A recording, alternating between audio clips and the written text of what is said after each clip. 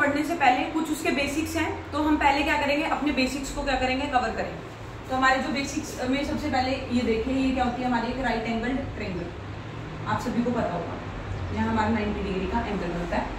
तो इस जो ये हमारी ट्रायंगल दे रखी है हमें, राइट एंगल ट्रायंगल, इसमें ये हमारी जो साइड है नीचे वाली वो है बेस, ये हमारी क्या है परपेंडिकुलर, और ये वाली जो साइड है वो क्या है हमारी हाइपोटेन्यूज। शॉर्ट में अगर हम बोल रहे हैं इसको बी बोल लेंगे, इसको पी से डिनोट करेंगे, इसको एच से डिनोट करेंगे। ये हमारी क्या होगी, राइट एंगल ट्रायंगल हो गई।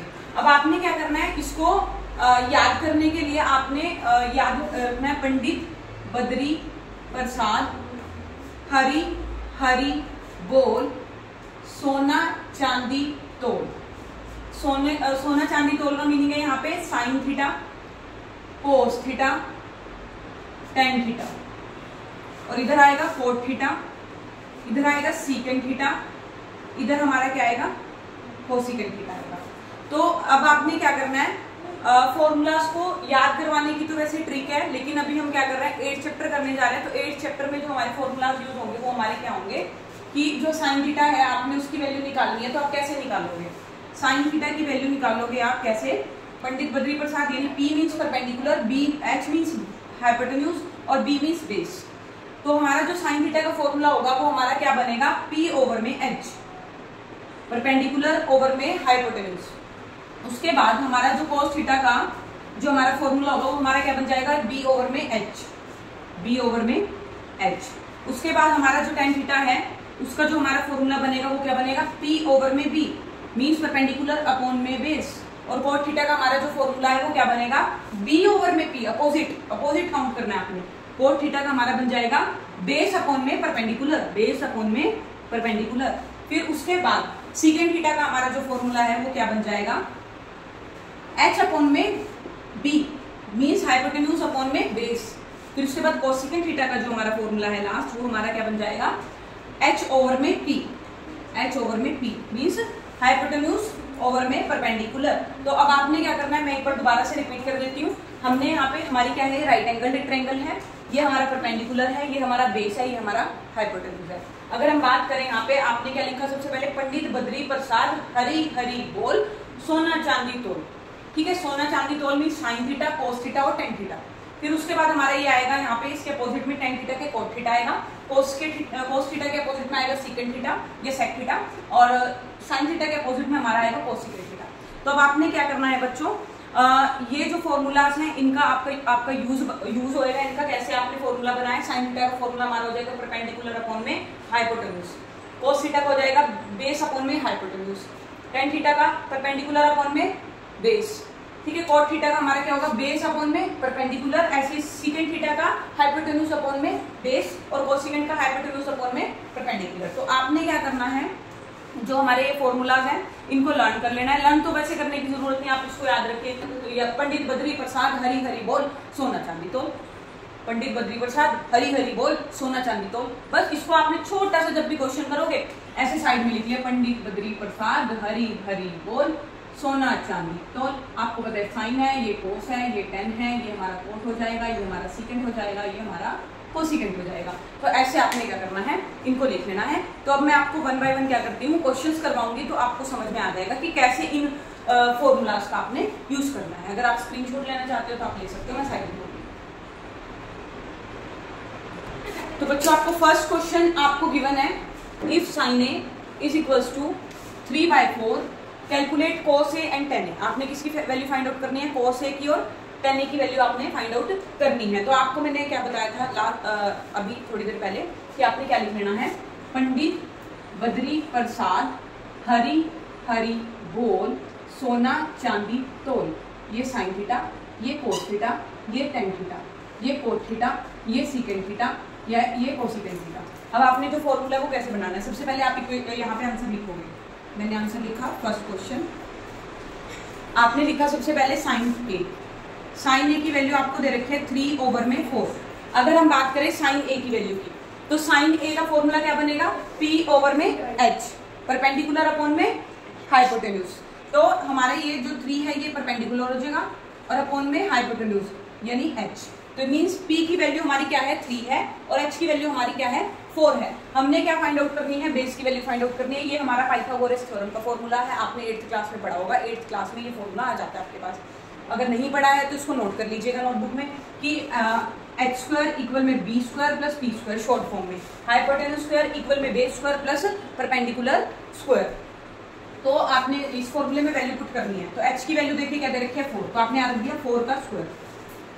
नेक्स्ट देखिए क्या दे रखा है, परपेंडिकुलर की वैल्यू दे रखी है। परपेंडिकुलर की वैल्यू रख दीजिए कितनी है 3 का स्क्वायर। और बेस आपको नहीं पता, बेस का स्क्वायर ऐसे कैसा आएगा।